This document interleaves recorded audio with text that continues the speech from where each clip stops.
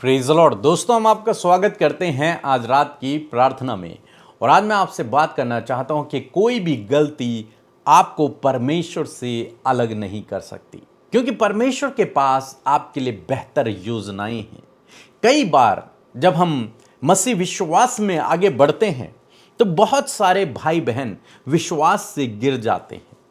Means वो अपने जीवन में गलतियां कर बैठते हैं। कई बार विश्वास में चलते चलते वो फिसल जाते हैं, किसी परीक्षा में पड़ जाते हैं, कोई गलत काम उन्होंने कर दिया, कई बार जानबूझ के उन्होंने गलत कर दिया। और तब एक मसीह विश्वासी के मन में यह भावना उत्पन्न होती है कि मैंने तो पाप कर दिया, मैंने तो गलत काम कर दिया, अब परमेश्वर मुझे दंड देगा, अब परमेश्वर मुझे कभी इस्तेमाल नहीं करेगा, या फिर वो फिर कभी मुझे गले नहीं लगाएगा। अब मुझ में और परमेश्वर के बीच में गैप आ गया है। लेकिन आज शाम में मैं आपको उत्साहित करना चाहूंगा कि हो सकता है इस मसीह विश्वास में चलते चलते आपसे गलती हो गई हो, आप गिर गए हों, आप बहक गए हों, कई बार जानबूझकर और कई बार परिस्थितियों के चलते। हो सकता है परमेश्वर ने आपको चुना, आपको ठहराया किसी विशेष काम के लिए, और आप जब उस काम को कर रहे थे तो चलते चलते आप फिसल गए, आप बहक गए, या फिर किसी के दबाव में आकर आपने गलत कदम उठा लिया और अब आप निराश हैं, दुखी हैं, परेशान हैं कि क्या होगा अब मेरे जीवन में। क्या परमेश्वर मुझे फिर से इस्तेमाल करेगा? क्या परमेश्वर मेरे साथ में फिर से मेरे जीवन में काम करेगा? क्या परमेश्वर मेरे साथ में रहेगा, या फिर परमेश्वर ने मुझे छोड़ दिया है? तो आज मैं आपको उत्साहित करना चाहूंगा कि यदि आप प्रभु से प्रेम करते हैं तो कोई भी गलती आपको परमेश्वर से अलग नहीं कर सकती। यदि आप उससे प्रेम करते हैं, यदि आप उसके पीछे चलना चाहते हैं, तब की मैं बात बता रहा हूं, तो आपको कोई भी परमेश्वर से अलग नहीं कर सकता। आप जानते हैं बाइबल में एक व्यक्ति है जिसका नाम है हारून। हारून, जब आप पुराने नियम में पढ़ेंगे तो हारून मूसा का भाई था, और परमेश्वर ने जब मूसा को चुना उसी समय परमेश्वर ने हारून को भी चुना, और ये दोनों से परमेश्वर ने बात की और इन दोनों को इजराइलियों को छुड़ाने के लिए मिस्र देश भेजा। और हारून ने मूसा के साथ में रहकर परमेश्वर के अद्भुत आश्चर्य कर्मों को देखा, बड़े बड़े कामों को हारून ने देखा। और जब ये मिस्र देश से निकल आए, जब ये रास्ते में थे, जंगल में थे और कनान देश जाने की रास्ते में थे, एक समय ऐसा आया जब मूसा परमेश्वर के साथ में बातें करने के लिए एक पहाड़ पर चला गया। और उस पहाड़ पर मूसा 40 दिन और 40 रात परमेश्वर के साथ में बातें करते रहा। वहां परमेश्वर उसे अपनी व्यवस्था दे रहा था, अपने नियम कानून समझा रहा था। और क्या देखते हैं कि इस बीच में जो हारून है, जो दूसरा लीडर था मूसा के बाद, वो इजराइलियों के साथ में था। और जब इजराइलियों ने सोचा कि मूसा को आने में तो बहुत टाइम हो गया है, हमने एक महीने से ऊपर हो गया, हमने मूसा को नहीं देखा, हमें नहीं पता वो जीवित भी है कि मर गया है। उन्होंने उस पर दबाव बनाया, हारून पर, और उससे कहा कि हमारे लिए एक देवता बना। और हारून उनके दबाव में आ गया और उसने वो काम कर दिया जो परमेश्वर की दृष्टि में गलत था। अधिकतर इजराइली बहक गए और हारून ने वो काम कर दिया जो उसे नहीं करना चाहिए था। गलती कर दी उसने, बहुत बड़ी गलती कर दी। जब मूसा 40 दिन बाद नीचे उतरा तो मूसा को क्रोध आया। उस दिन बहुत सारे इजरायली मारे भी गए। तो इसके बाद जब हारून अपने जीवन में आगे बढ़ा होगा तो हमेशा उसके जीवन में ये ग्लानि भावना, ये गिल्ट भावना रही होगी कि परमेश्वर ने मुझे चुना था और मैंने गलत काम कर दिया। परमेश्वर ने मुझे नियुक्त किया था और मैंने गलत काम कर दिया। मैंने परमेश्वर की आज्ञा को तोड़ दिया, चाहे मैंने दबाव में आकर ही किया, लेकिन मैंने गलत कर दिया। मूसा ने उसे डांटा। लेकिन कुछ समय बाद हम क्या देखते हैं कि परमेश्वर ने मूसा से कहा कि तू हारून का अभिषेक कर। वो कौन है हारून? वो गलत करने वाला व्यक्ति, जिसने गलती कर दी अपने जीवन में, जिसने पाप कर दिया, महापाप कर दिया उसने अपने जीवन में, परमेश्वर की आज्ञा को तोड़ दिया उसने, कि उसके बावजूद वो चलता रहा अपने भाई के साथ में, परमेश्वर पे भरोसा करता रहा। और जब वो चलता रहा तो एक दिन फिर ऐसा आया जब परमेश्वर ने मूसा से कहा कि हारून का अभिषेक कर। जानते, लिखा है लेवी व्यवस्था की किताब उसका 8 अध्याय 12 पद यदि आप पढ़ेंगे, लिखा है कि उसने अभिषेक के यानी कि मूसा ने अभिषेक के तेल में से कुछ हारून के सिर पर डालकर उसका अभिषेक करके उसे पवित्र किया। फिर से परमेश्वर ने उसका अभिषेक किया और उसे याजक नियुक्त कर दिया। एक बहुत बड़ा पद परमेश्वर ने उसे दे दिया, ऊंचा उठा दिया परमेश्वर ने उसे, शिरोमणि ठहरा दिया परमेश्वर ने उसे। तो ये गलती जो हारून ने की थी, ये गलती हारून को परमेश्वर से अलग नहीं कर पाए, बशर्ते वो परमेश्वर के पीछे उसके बावजूद चलता रहा। और एक दिन ऐसा आया जब परमेश्वर ने उसे फिर से उठाया, उसका अभिषेक किया, उसे क्षमा किया, उसे पवित्र किया। असम में मैं आपको उत्साहित करना चाहूंगा कि ऐसी कोई गलती नहीं, ऐसा कोई गलत काम नहीं जो आपको परमेश्वर से अलग कर सके। उसका अनुग्रह, उसकी दया, उसका प्रेम आपके लिए बहुत अधिक है। कई बार बच्चे गलती करते हैं, हम उन्हें डांटते हैं, हम उन्हें मारते हैं, हम उन्हें सजा भी देते हैं, लेकिन उनका और हमारा जो रिलेशन है वो टूटता नहीं है, फिर से रिस्टोर हो जाता है, फिर से बातचीत होने लगती है, फिर से सब कुछ पहले जैसे हो जाता है। परमेश्वर भी हमारा पिता है, वो पवित्र है, वो हमारा पिता है। कई बार विश्वास में चलते चलते जब विश्वासी भाई बहन गिर जाते हैं, गलतियां करने लगते हैं, बहक जाते हैं, कई बार स्वयं की लालसाओं के कारण, अपनी योजनाओं के कारण, अपनी इच्छाओं के कारण, कई बार समाज के दबाव के कारण, लेकिन मैं आपको उत्साहित करना चाहूंगा, उसके बावजूद यदि आप प्रभु के पीछे चलना चाहते हैं, यदि आप उसकी भेड़ हैं और आप उसका शब्द सुन रहे हैं, तो आपको परमेश्वर के प्रेम से कोई भी अलग नहीं कर सकता। आपको क्या करना है? आपको उसमें बने रहना है। आपको क्या करना है? आपको माफी मांगनी है, बस वो आपको माफ कर देगा और आपको फिर से खड़ा करेगा, फिर से उठाएगा। बाइबल में हम एक स्त्री के विषय में पढ़ते हैं, जब उसकी मुलाकात यीशु से होती है तो उसके 5 पति थे। हमें नहीं पता क्यों उसके 5 पति थे। हो सकता है वहां कोई रीति रही हो ऐसा, या फिर हो सकता है उस स्त्री की कुछ लालसाएं थी, वो गलत काम में लिप्त थी, कुछ भी हो सकता है। लेकिन गलत तो गलत है और वो सारे समाज में बदनाम भी है, अपने गांव में बदनाम है, क्योंकि उसके 5 पति हुए, इसलिए वो बदनाम है। एक को छोड़कर दूसरा, दूसरे को छोड़कर तीसरा, वो बदनाम हो रखी है। लेकिन एक दिन यीशु की मुलाकात उससे होती है, और जब मैं उसे पढ़ रहा था तो मैंने क्या देखा, इस स्त्री को बहुत नॉलेज है। किसका? परमेश्वर का, उसकी बातों का, शास्त्रों का नॉलेज है, उसे ज्ञान है। यानी कि वो परमेश्वर के पीछे चलने वाली थी, हालांकि वो गलती पे गलती कर रही थी। लेकिन उस दिन जब उसकी मुलाकात यीशु से होती है तो उसका जीवन परिवर्तित हो जाता है। उसने माफी मांगी होगी, उसने पश्चाताप किया, प्रभु ने उसके गुनाहों को माफ किया, और उसी स्त्री को परमेश्वर ने उसके गांव के लिए उद्धार का कारण ठहरा दिया। कोई भी गलती आपको परमेश्वर के प्रेम से अलग नहीं कर सकती। ये गलती बहुत छोटी है और परमेश्वर का प्रेम आपके लिए बहुत बड़ा है, बशर्ते आपको लौटना है, बशर्ते आपको लौटना है उसके पास। पतरस ने यीशु मसीह का इनकार कर दिया कि मैं इसे नहीं जानता, बहुत बड़ा पाप, बहुत बड़ी गलती, मैं इसे नहीं जानता ये कौन है।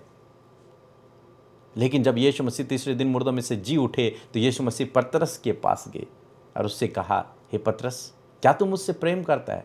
उसने कहा, हाँ प्रभु, मैं तुझसे प्रेम करता हूं। वो रोने लगा, पश्चाताप करने लगा, प्रभु मैं तुझसे प्रेम करता हूं। मैं इस प्रकार से सोच रहा था कि पतरस कह रहा होगा, प्रभु परिस्थितियों के चलते मैंने तेरा इनकार कर दिया, मैं डर गया था प्रभु, इसलिए मैंने तेरा इनकार कर दिया, लेकिन तू जानता है मैं सच्चे दिल से तुझसे प्रेम करता हूं। जब पतरस ने ये कहा तो प्रभु ने उससे कहा, जा मेरी भेड़ों को चरा।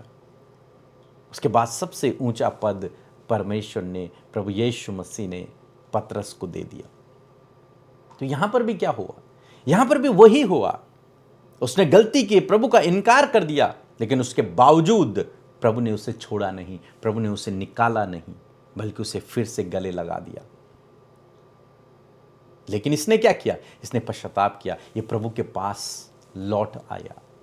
असम में मैं आपको उत्साहित करना चाहूंगा, हो सकता है परिस्थितियों के चलते या फिर अपनी लालसाओं के चलते आपने कुछ गलत कदम उठा लिया, आपने कुछ गलती अपने जीवन में कर ली। अब आप गिल्ट भावना में हैं कि मैंने तो गलत कर दिया।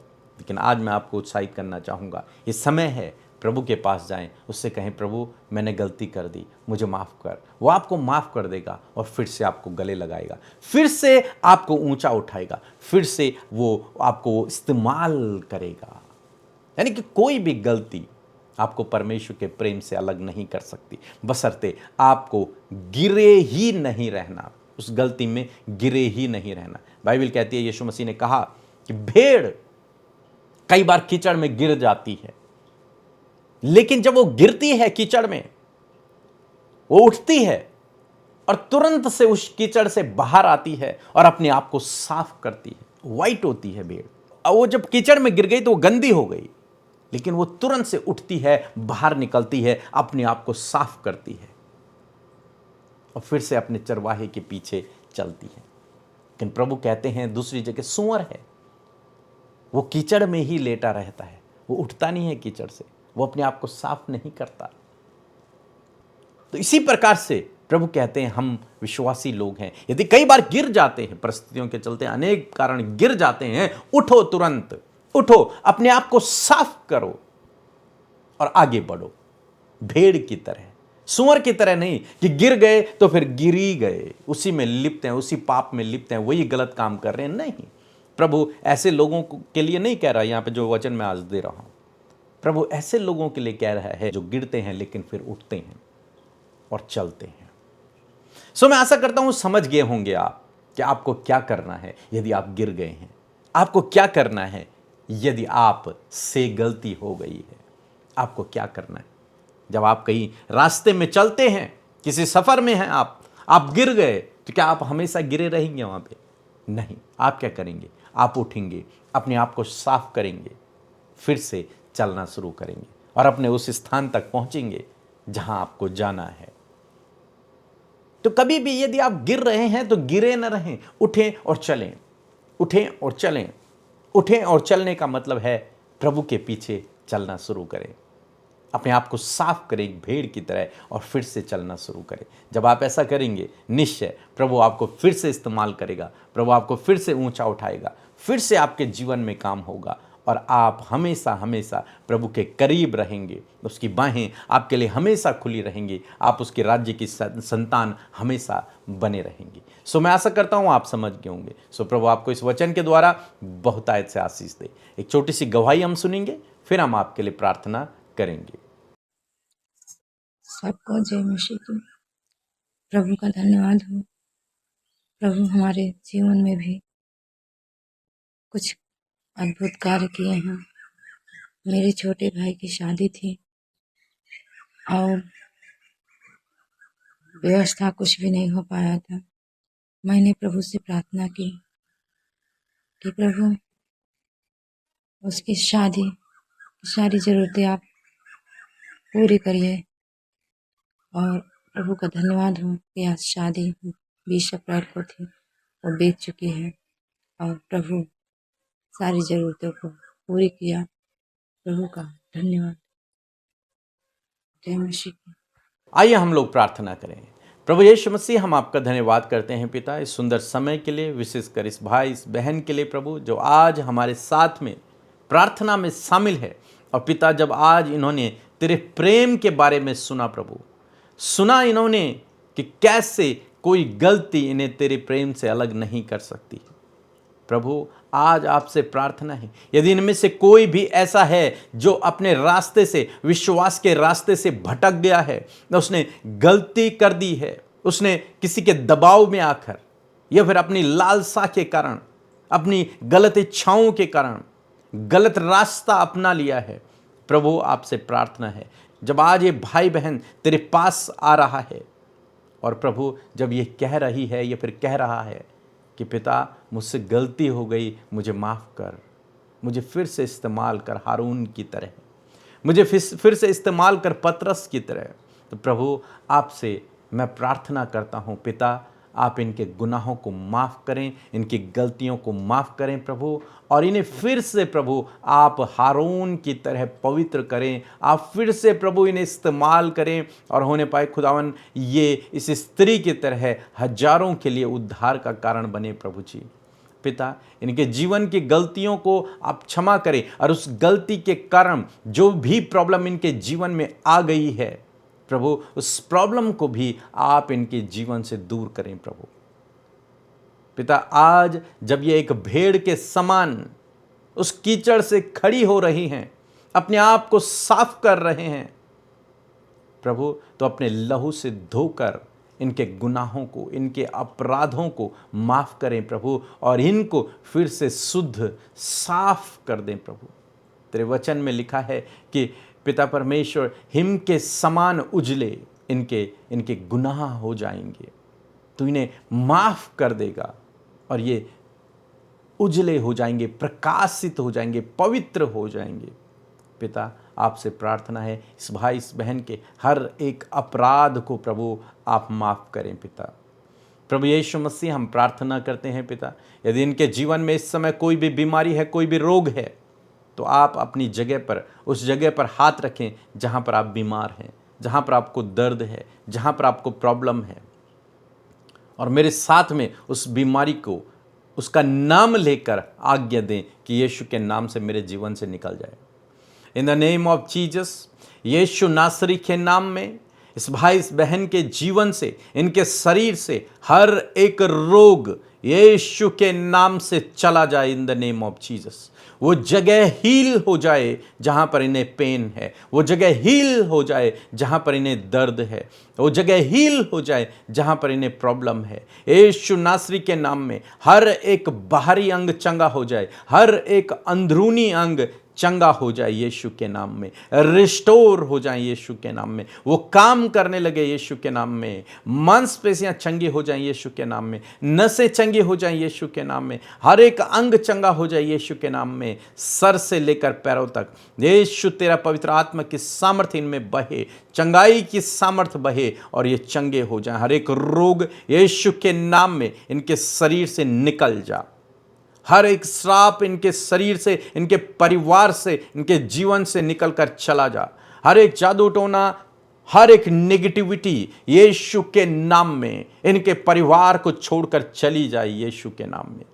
पिता, जब आज ये सोते हैं, इन्हें अच्छी नींद आए, दर्शनों के द्वारा आप अपने बेटों से, अपने बच्चों से प्रभु बातचीत करें और इन्हें ऊंचा उठाएं। धन्यवाद करते हैं हर एक प्रॉब्लम से, हर एक दुख बीमारियों से, हर एक चिंता परेशानियों से आप इन्हें बचा कर रखें। धन्यवाद करते हैं प्रभु, इस परिवार को, इनको, इनके भविष्य को तेरे हाथों में देते हैं। आप इन्हें सफल करें, इन्हें प्रतिष्ठित करें, इनके कामों को होने में आप सहायता और मदद करें। धन्यवाद करते हैं। प्रार्थना प्रभु यीशु के नाम से मांगते हैं, आमीन।